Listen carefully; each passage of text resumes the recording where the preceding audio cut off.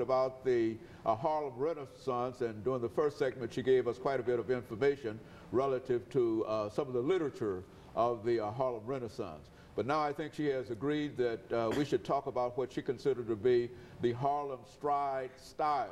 And of course, Lana, let me not only welcome you back to the second segment, but to sort of delve into this idea of the Harlem Stride style as part of your rendition of some of the important events during the Harlem Renaissance. Let's talk about it from that perspective. Now, if you're just tuning in, I want you to know a few facts before we go on with the show. I'm Alana McLaughlin, born August 27, 2002, and today on the show we're talking about the Harlem Renaissance. Now, I started off the show in the first segment with talking about how Zora Neale Hurston influenced some of the writers of today, like Maya Angelou and other writers, and how it was such a big part of African American history. Now, I know you introduced the show by saying the Harlem Stride style, so we're just gonna hop into that. The Harlem Stride style was not some kind of dance like the Harlem Shake. The Harlem Stride style was a way of playing piano. Now, it was a very popular way of playing piano. Like, if you had the Harlem Stride style down, then you were it. I mean, because, and plus, the piano was a sign of wealth. So if you had a piano in your house and was able to play it and was able to do the Harlem Stride style on that piano, you were it. I mean, because most people would think that having a piano in their house just made them seem wealthy, but if you also knew how to play it, then that kind of boosted your itness, like your popularity. And so that's what basically the Harlem Stride style is. Now, also in the first segment, we talked about Zora Neale Hurston. Now, she was the writer of the famous book, Their Eyes Were Watching God.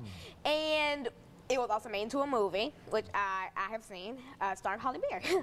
And so Zora Neale Hurston and these other people were very influential in this time. And that's when even French-speaking African Americans from the Caribbean and Africa, they came together and they bonded, and that's where they all blossomed, because they helped each other blossom.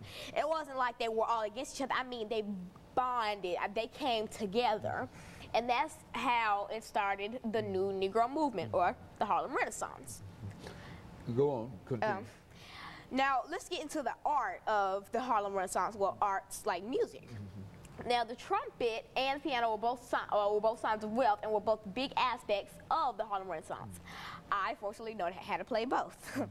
And so, I mean, like, people like Louis Armstrong and all these other people, they all bonded together to create the Harlem Renaissance. It's not all about arts, and it's not all about literature, but if I had to say that my favorite part of the my favorite part of the Harlem Renaissance would be, I'd say literature, because no matter how time goes over and over and over, you will always have that literature. And maybe that style of music may die down a little bit, and then it'll just be forgotten. Like, maybe rock music might be forgotten in the next millennium, but then you will always have that literature. Like, you can never get rid of that literature. I mean, because if the more it influences people, then the more books they will write. And then when it goes all over the years, they will say, I was inspired by the Harlem Renaissance, and that would make people want to look it up. And then that literature would just always be there, because it influenced so many people that say, if you wrote a book about the Harlem Renaissance,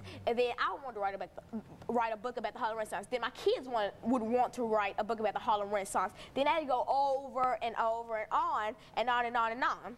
And then people would still want to be thinking, what is this Harlem Renaissance stuff that all these people are writing about?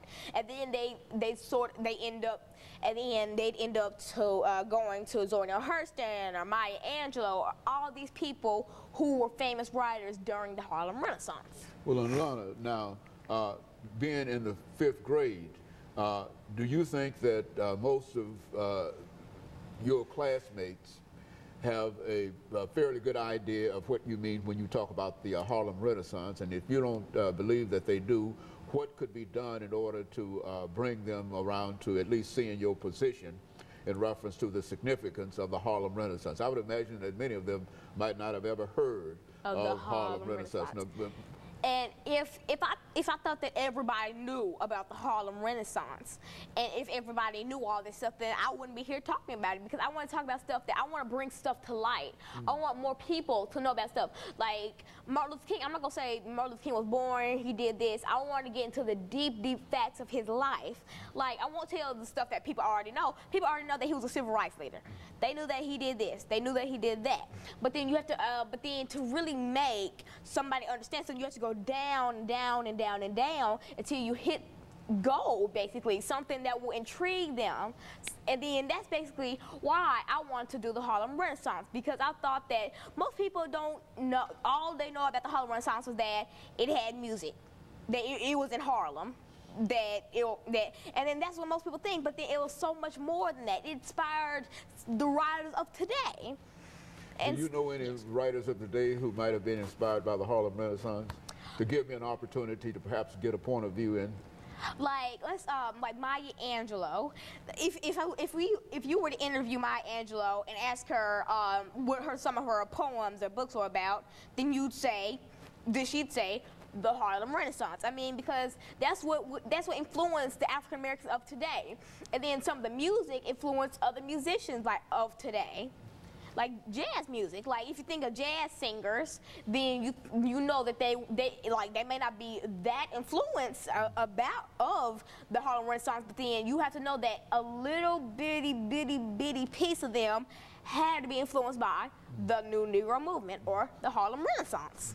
And so this the New Negro movement that gave Africans the real new name from being colored to New Negro was influential enough, you're telling us, to even change the name of the African race from colored to Negro. Now, how did that all come about? We're going to, during this second segment, I want you to explain to us how all of that came about. Certainly, you've already indicated that this is a significant movement and that it was literature filled and et cetera, but at the same time, how did this name colored, and say some statements in reference to about that name as well, some of the organizations that might be associated with that organization, and then tell us from there about this New Negro.